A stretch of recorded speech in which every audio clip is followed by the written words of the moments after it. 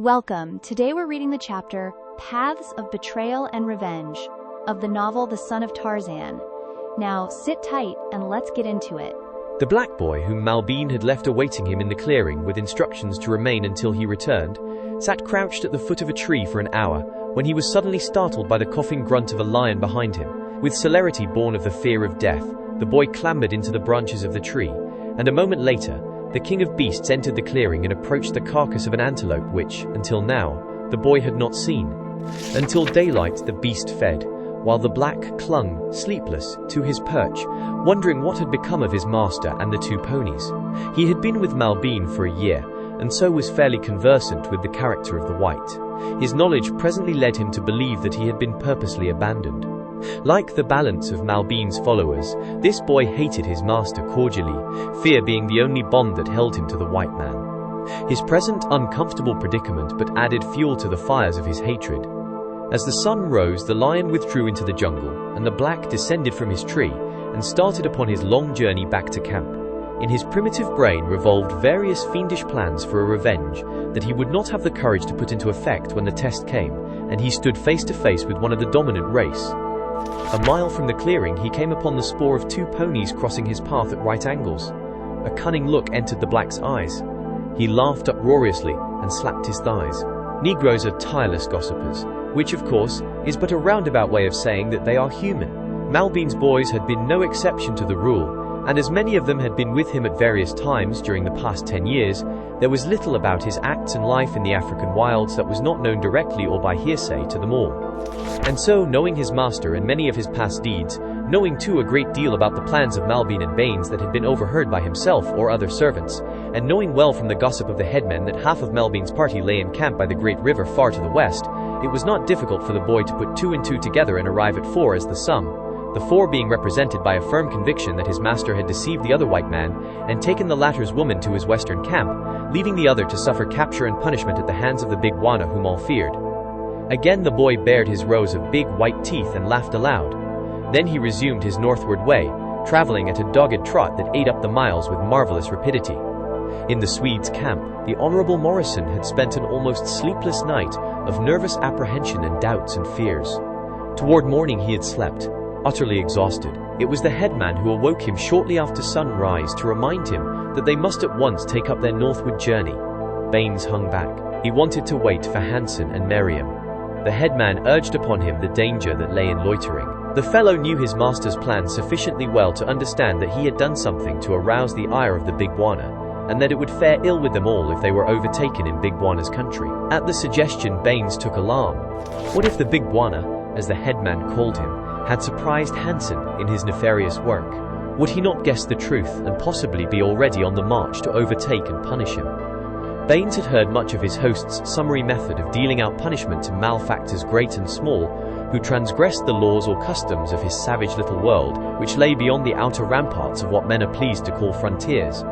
In this savage world where there was no law, the Big Wana was law unto himself, and all who dwelt about him.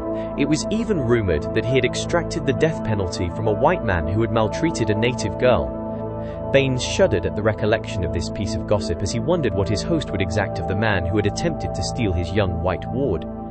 The thought brought him to his feet. "Yes," he said nervously, "we must get away from here at once. Do you know the trail to the north?" The headman did, and he lost no time in getting the safari upon the march. It was noon when a tired and sweat-covered runner overtook the trudging little column.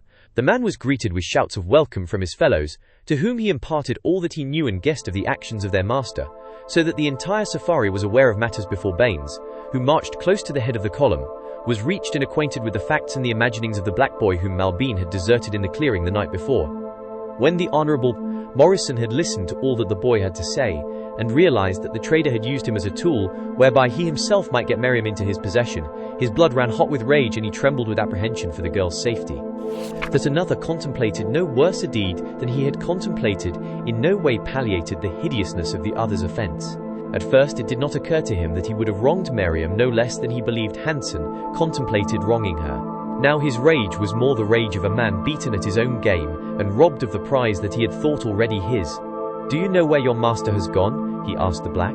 "Yes, Bwana," replied the boy. "He has gone to the other camp beside the big AFI, that flows far toward the setting sun. Can you take me to him? Demanded Baines. The boy nodded affirmatively. Here he saw a method of revenging himself upon his hated Bwana, and at the same time of escaping the wrath of the big Bwana, whom all were positive would first follow after the northerly safari. Can you and I, alone, reach his camp? Asked the Honourable Morrison. Yes, Bwana, assured the black. Baines turned toward the headman. He was conversant with Hanson's plans now. He understood why he had wished to move the northern camp as far as possible toward the northern boundary of the Big Bwana's country. It would give him far more time to make his escape toward the west coast while the Big Bwana was chasing the northern contingent. Well, he would utilize the man's plans to his own end. He too must keep out of the clutches of his host. You may take the men north as fast as possible, he said to the headman. I shall return and attempt to lead the Big Bwana to the west. The Negro assented with a grunt. He had no desire to follow this strange white man who was afraid at night. He had less to remain at the tender mercies of the Big Bwana's lusty warriors, between whom and his people there was long-standing blood feud, and he was more than delighted, into the bargain, for a legitimate excuse for deserting his much-hated Swede master. He knew a way to the north and his own country that the white men did not know, a shortcut across an arid plateau where lay waterholes, of which the white hunters and explorers that had passed from time to time the fringe of the dry country had never dreamed. He might even elude the Big Bwana should he follow them, and with this thought uppermost in his mind he gathered the remnant of Malbine's safari into a semblance of order and moved off toward the north, and toward the southwest. The black boy led the Honourable Morrison Baines into the jungles. Korak had waited about the camp, watching the Honourable Morrison until the safari had started north. Then, assured that the young Englishman was going in the wrong direction to meet Miriam, he had abandoned him and returned slowly to the point where he had seen the girl for whom his heart yearned, in the arms of another. So great had been his happiness at seeing Miriam alive, that for the instant no thought of jealousy had entered his mind.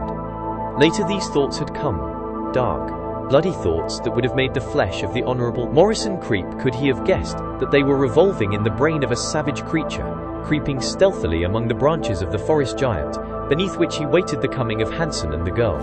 And with passing of the hours had come subdued reflection in which he had weighed himself against the trimly clad English gentleman and found that he was wanting.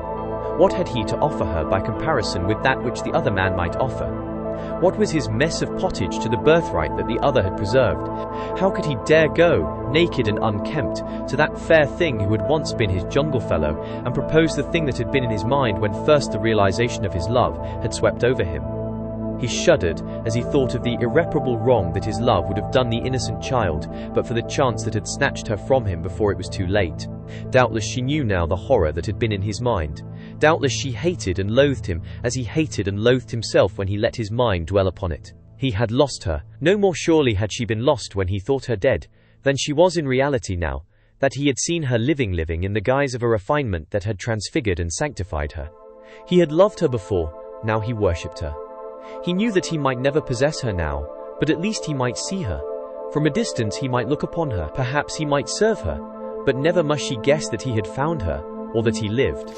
He wondered if she ever thought of him, if the happy days that they had spent together never recurred to her mind. It seemed unbelievable that such could be the case, and yet too, it seemed almost equally unbelievable that this beautiful girl was the same disheveled, half-naked little sprite who skipped nimbly among the branches of the trees as they ran and played in the lazy, happy days of the past. It could not be that her memory held more of the past than did her new appearance. It was a sad Korak who ranged the jungle near the plain's edge waiting for the coming of his Miriam, the Miriam who never came. But there came another, a tall, broad-shouldered man in khaki, at the head of a swarthy crew of ebon warriors. The man's face was set in hard, stern lines, and the marks of sorrow were writ deep about his mouth and eyes, so deep that the set expression of rage upon his features could not obliterate them. Korak saw the man pass beneath him, where he hid in the great tree that had harbored him before, upon the edge of that fateful little clearing. He saw him come, and he sat rigid and frozen and suffering above him. He saw him search the ground with his keen eyes, and he only sat there watching with eyes that glazed from the intensity of his gaze. He saw him sign to his men that he had come upon that which he sought, and he saw him pass out of sight toward the north, and still Korak sat like a graven image, with a heart that bled in dumb misery. An hour later Korak moved slowly away, back into the jungle toward the west. He went listlessly, with bent head and stooped shoulders, like an old man who bore upon his back the weight of a great sorrow. Baines, following his black guide, battled his way through the dense underbrush, riding stooped low over his horse's neck, or often he dismounted, where the low branches swept too close to earth to permit him to remain in the saddle. The black was taking him the shortest way, which was no way at all for a horseman, and after the first day's march the young Englishman was forced to abandon his mount and follow his nimble guide entirely on foot. During the long hours of marching, the Honourable Morrison had much time to devote to thought, and as he pictured the probable fate of Miriam at the hands of the Swede, his rage against the man became the greater. But presently, there came to him a realization of the fact that his own base plans had led the girl into this terrible predicament, and that even had she escaped Hansen, she would have found but little better deserts awaiting her with him. There came, too, the realization that Miriam was infinitely more precious to him than he had imagined. For the first time he commenced to compare her with other women of his acquaintance, women of birth and position, and almost to his surprise, he discovered that the young Arab girl suffered less than they by the comparison. And then from hating Hansen, he came to look upon himself with hate and loathing, to see himself and his perfidious act in all their contemptible hideousness. Thus, in the crucible of shame amidst the white heat of naked truths, the passion that the man had felt for the girl he had considered his social inferior was transmuted into love. And as he staggered on there burned within him beside his newborn love, another great passion, the passion of hate urging him on to the consummation of revenge. A creature of ease and luxury, he had never been subjected to the hardships and tortures which now were his constant companionship. Yet, his clothing torn, his flesh scratched and bleeding, he urged the black to greater speed, though with every dozen steps he himself fell from exhaustion. It was revenge which kept him going. That, and a feeling that in his suffering he was partially expiating the great wrong he had done the girl he loved, for hope of saving her from the fate into which he had trapped her had never existed. Too late! Too late! Was the dismal accompaniment of thought to which he marched. Too late to save, but not too late to avenge. That kept him up. Only when it became too dark to see would he permit of a halt. A dozen times in the afternoon he had threatened the black with instant death, when the tired guide insisted upon resting. The fellow was terrified.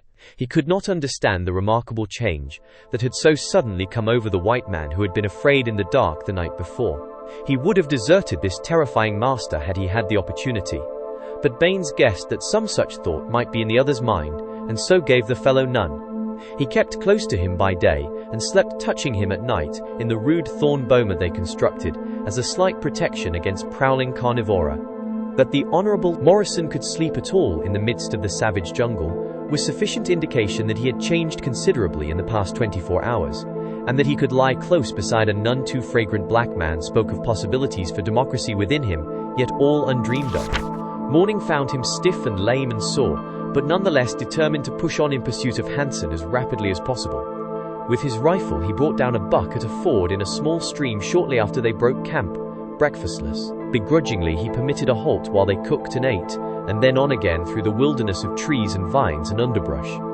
And in the meantime, Korak wandered slowly westward, coming upon the trail of Tantor, the elephant, whom he overtook browsing in the deep shade of the jungle. The ape-man, lonely and sorrowing, was glad of the companionship of his huge friend.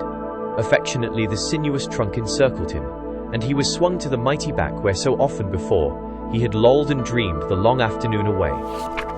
Far to the north, the big Bwana and his black warriors clung tenaciously to the trail of the fleeing safari that was luring them further and further from the girl they sought to save, while back at the bungalow the woman who had loved Miriam as though she had been her own, waited impatiently and in sorrow for the return of the rescuing party and the girl she was positive her invincible lord and master would bring back with him. Did you enjoy today's chapter of The Son of Tarzan?